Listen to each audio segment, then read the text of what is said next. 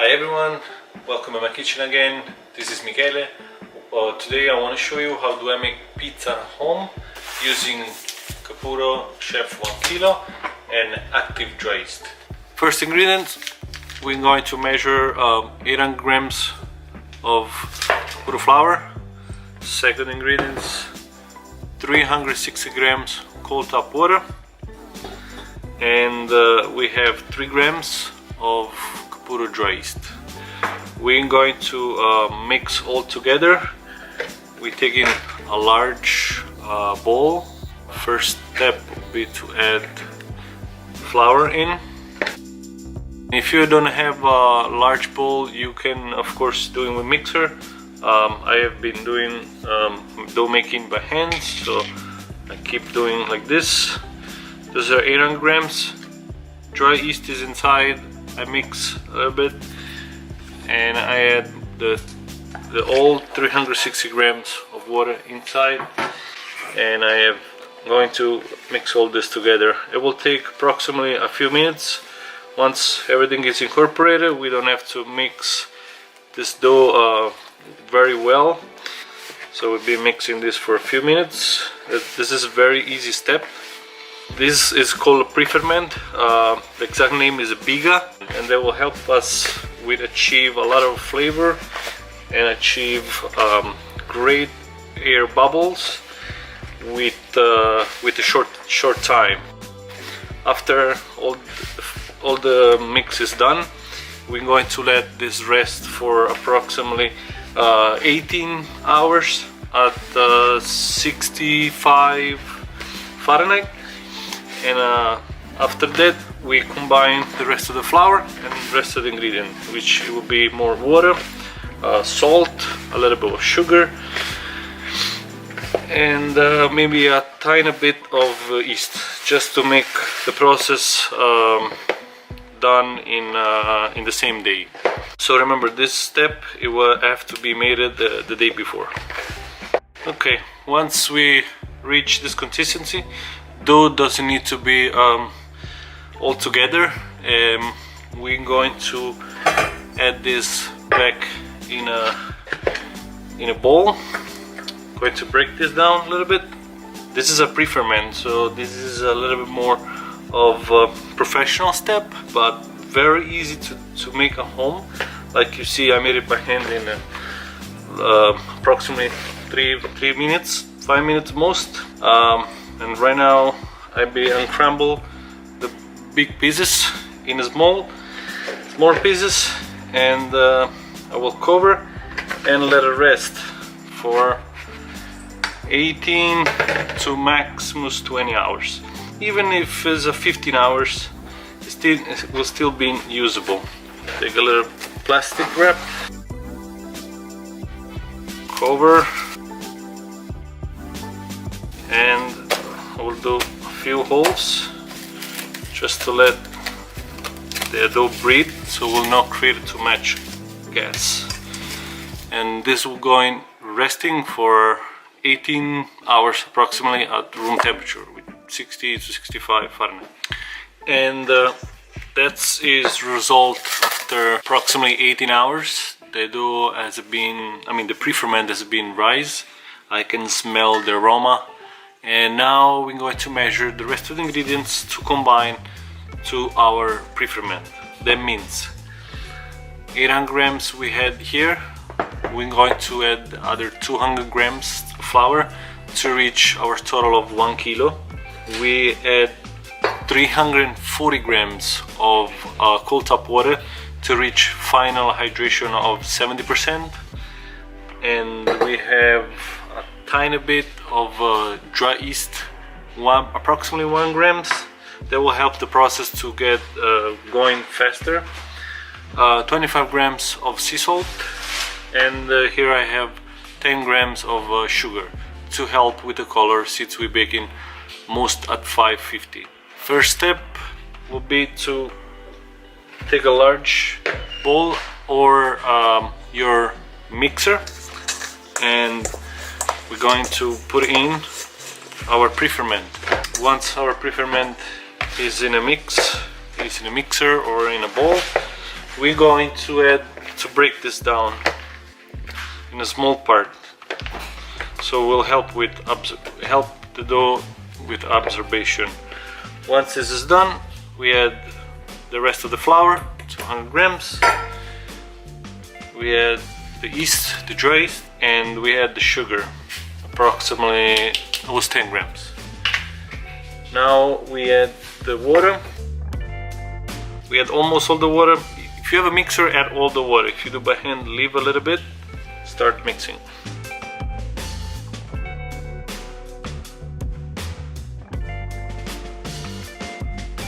We're adding salt once the dough is formed.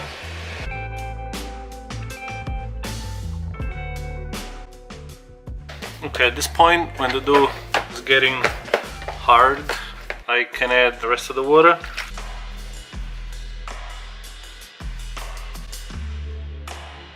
Okay, at this point, once the dough is separated from the side of the bowl, I can transfer on the bench and do a little bit of work on the bench. I dust it with a little flour, so the dough will not stick them much. And take the dough out and gently we work in the surface. As you need, you can dust with a little flour, so it will make the job a little bit easy. If you have a mixer, you can do the last 5 minutes on a faster speed, so we'll incorporate the dough much faster.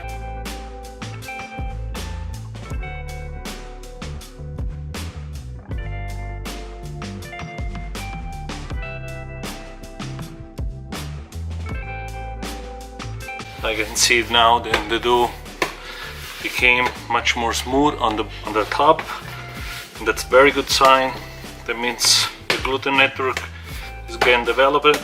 I'm gonna leave the dough for bench resting approximately 5 to 10 minutes, and I will come back and do another fold.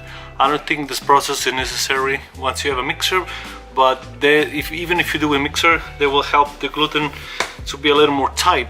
Can affect also on the proofing time, and that's all positive. So okay, once the dough rested, as you can see, now is the time to give a few fold, and I can feel the dough is get a lot more tight together, and it feels great. You can do another time. They will incorporate a lot more air, makes the dough a lot more bubbly, but I think for this time I let it rest another time, 5 minutes, and we'll get back, give another strain, another fold, and after that we shape it, make the dough ball, let it rest. Once they're ready to go, we stretch and we cook it.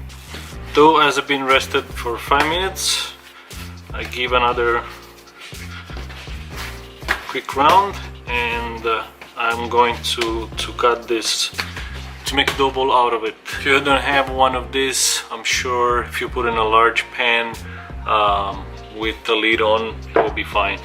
For easy, I put a dust with some flour at the bottom of the pan or the tray to easily remove the dough. I'm going to make personal pizza, so the weight of the pizza will be approximately 300 grams. I do need to be precise. And one of the dough ball I'm using for make a large focaccia. If you have one of those, or square will be the same. Doing 500 grams approximately. Okay, now it's time to roll the dough. I'm going to roll the dough. There are a few methods. One is doing on your hand. Just push the dough inside of the dough and have the back sealed, pinch it like this, and the top perfectly smoothed. Once I rounded, I am putting my dough ball inside the dough trays.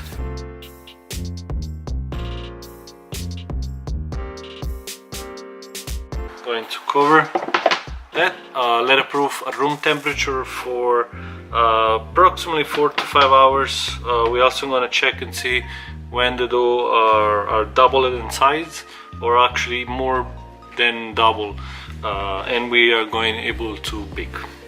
With this round pizza, I'm going to add a little oil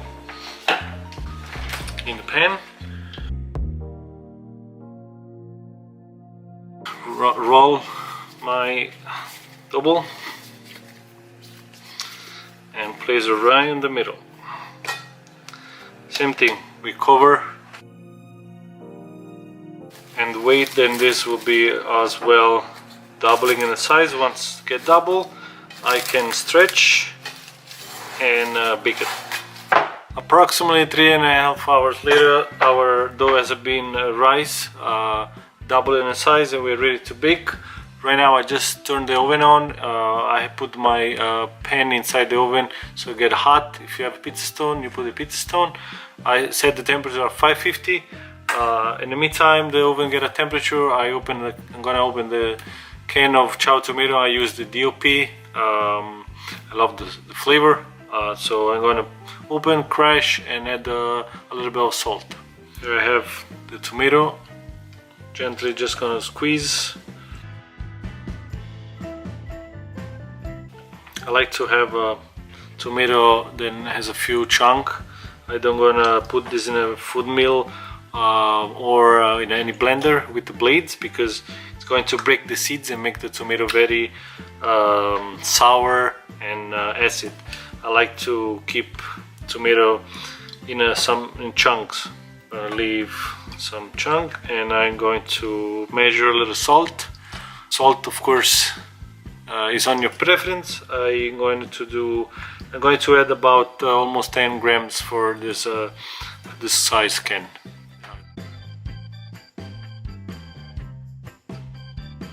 I don't like to add any other spices as oregano or black pepper.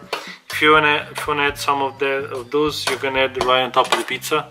Otherwise, I feel that tomato change the profile. You get a little bit more acidity. Okay, I set up everything as a pizzeria. I have a fresh basil here.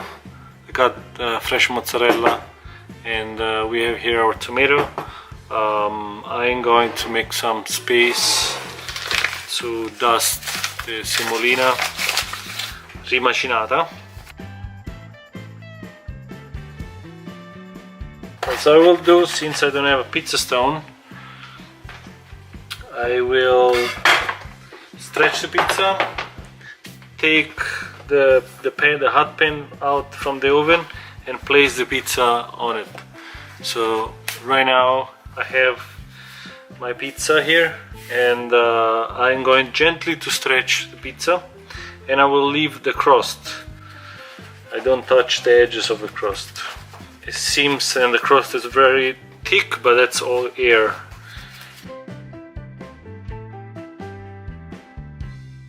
When I'm home, I like to have the pizza a little bit thicker, so I don't mind to use a little bit more dough for less inches.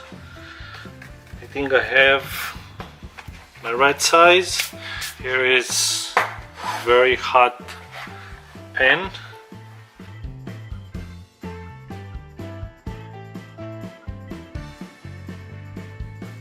I will not add cheese now because it will break down too much. So for the moment I will only put the tomato and a little bit of olive oil right on the crust. Okay, 10 minutes on baking, that's the result. Now we can finally add the mozzarella. And we're going back in the oven till all the mozzarella is melted and the crust gets some color. So what I will do is I put the pizza back in the oven, but the oven will be setting on broil. So this for another 5 minutes till I get the mozzarella melted and the nice color on the crust. Okay, here we have our final product. Pizza looks amazing. I'm very happy with the result. I add some fresh basil, a little bit of olive oil, and here we have our homemade pizza. Crispy with some nice crust and mozzarella melted perfectly with approximately 5 minutes on the high rack on the oven broil, and now just going to enjoy. Okay, moment of truth. You can see crust, it's perfect. It's very light, fluffy. And now we're going to cut. Use a scissor to see how well the structure of the pizza was.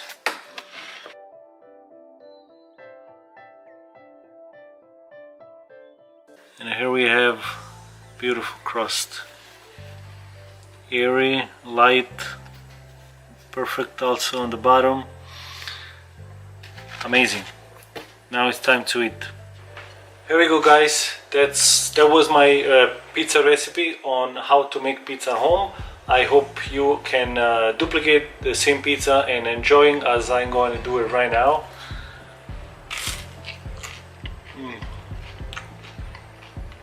I love that at home I'm able to make pizza, and the result is fantastic. See how light is the pizza?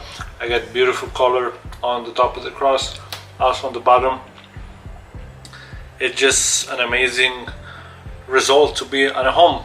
I hope you guys can achieve a same result as mine, and don't hesitate to contact me in case you have any question. Our dough left for focaccia. This is the same dough for pizza, so see how bubbly and nice it proof. Now the simple thing that we're going to do is add oil on top, have a little bit of our fingers wet from water, hands, and just go inside and create a lot of air pockets like this. I have been roasted some cherry tomato with salt, peppers and oregano, and now I'm just gonna put inside of the focaccia. I don't have a rosemary, but it will be a great fit for this focaccia.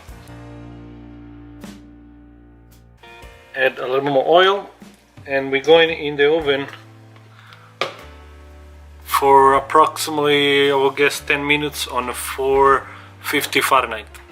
And here we have our focaccia with the same dough of the pizza. As you can see, we had an amazing color.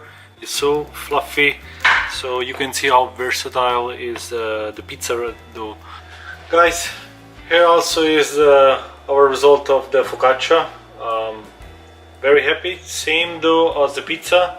It's been cooking for actually 15 minutes because I prefer to have a little bit more charred color on top, but fantastic. You can eat like this, or you can open and fill it with more stuff. There is multiple ways to eat, but now you have the recipe and you can do it at home. Enjoy. Ciao. Can't stay away from pizza.